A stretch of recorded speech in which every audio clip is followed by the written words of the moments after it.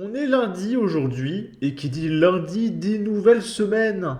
Et dit nouvelle semaine en France, dit nouvelles victimes, comme chaque semaine dans ce pays. Des victimes dont personne ne parlera jamais. Avez-vous déjà entendu parler de Raphaël, 25 ans? Non, tout le monde s'en fout de Raphaël. Raphaël, c'est un jeune homme de 25 ans à Bordeaux qui s'est fait tuer d'un seul coup de poing alors qu'il venait de proposer un sandwich à son agresseur, pensant qu'il avait affaire à un SDF. Et pour le récompenser, coup de poing dans ta face. One shot, mort sur le coup.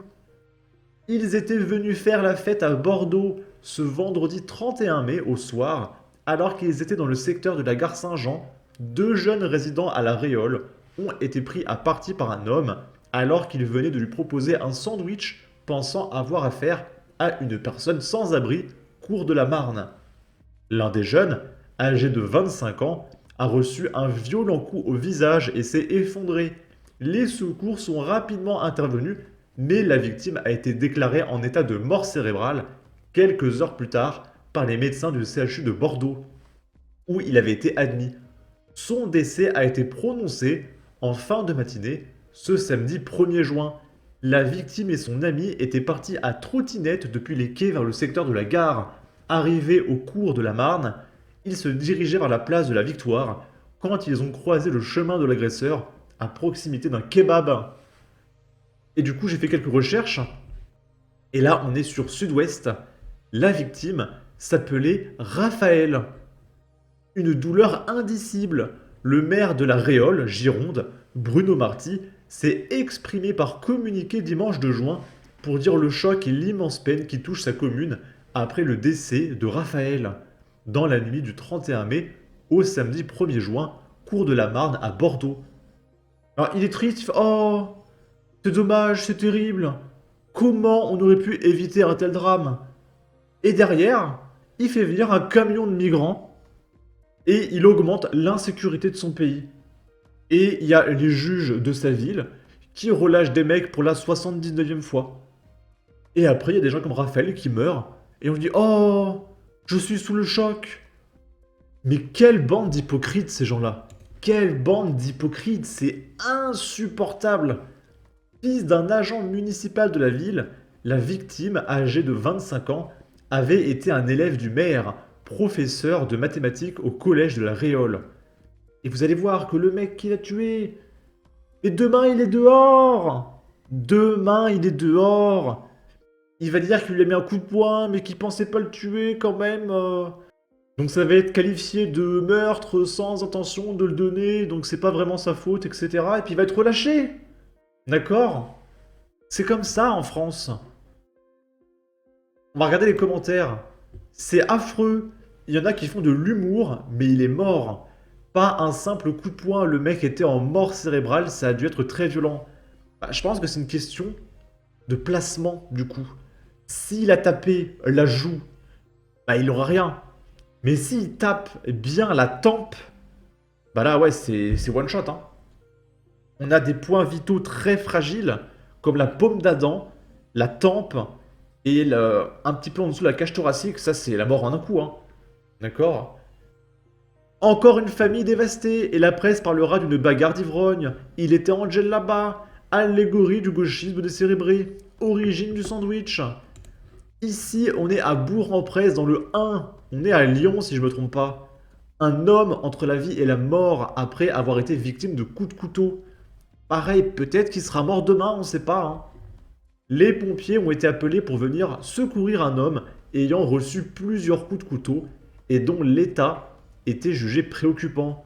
Ce dimanche, en matinée, les policiers ont délimité un périmètre autour de cette place, également nommé la Visirette, afin de relever des éléments permettant de faire avancer leur enquête et de tenter d'éclaircir les circonstances de cette rixe.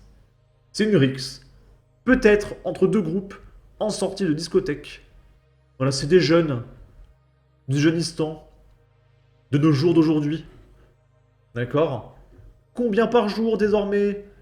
Et quelqu'un dit quelque chose de très intéressant. Et le pire, c'est qu'on n'entend parler que d'un cas sur 60 ou 120.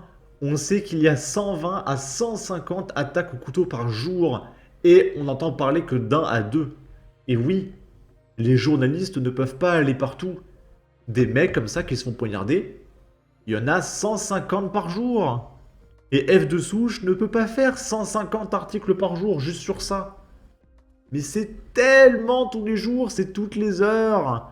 C'est tous les quarts d'heure même à ce niveau-là. D'accord? Ici, on est à Nancy. Un jeune homme entre la vie et la mort après avoir été poignardé, place Stanislas. Tous les jours, toutes les heures.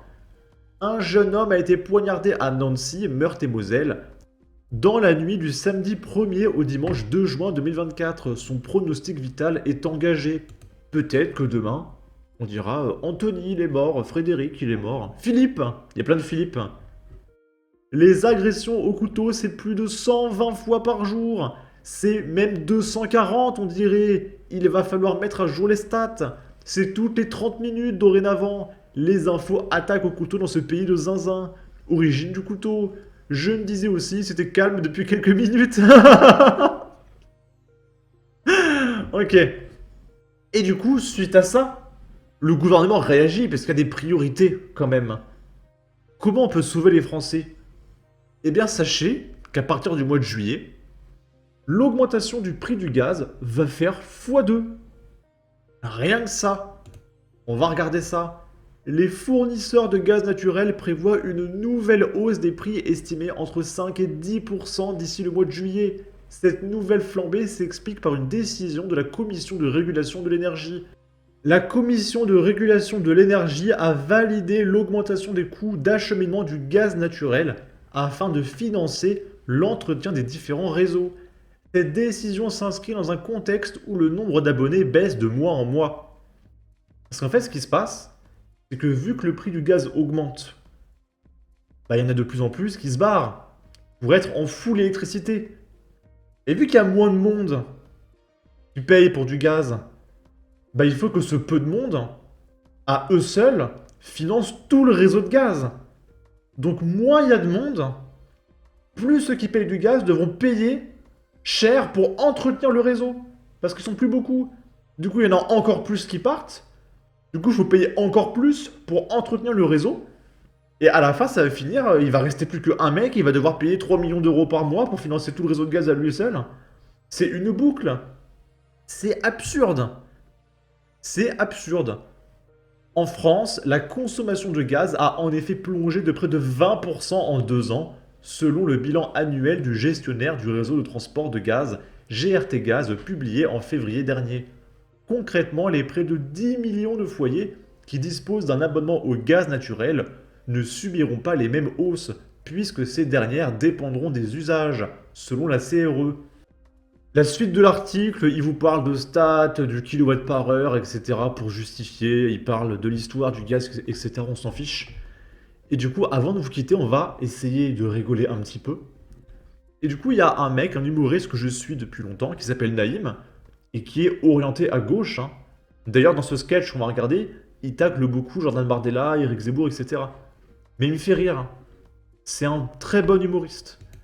Et dans son sketch, au bout d'un moment, alors, il tacle Jordan au début, là on est à 4 minutes 50, il va parler de sa facture EDF qui a monté.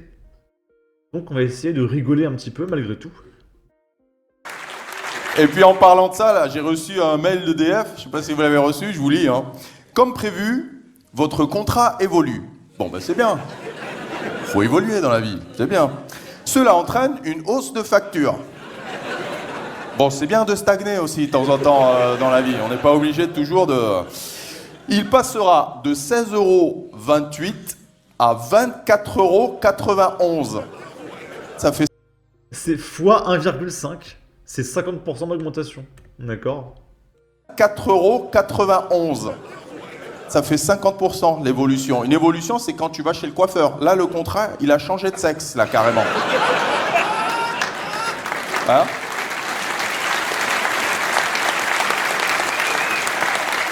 Alors, il justifie, il dit ces ajustements sont nécessaires pour maintenir un niveau de sécurité élevé du réseau du gaz.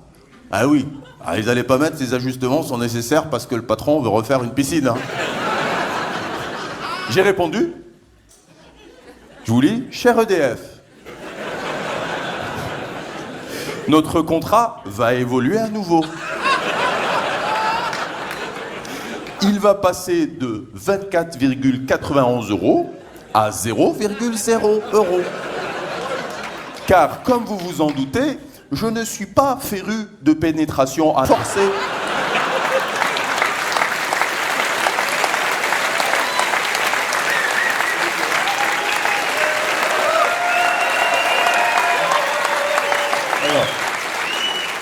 Pour maintenir un niveau de sécurité élevé, je vous conseille vivement de ne pas me croiser.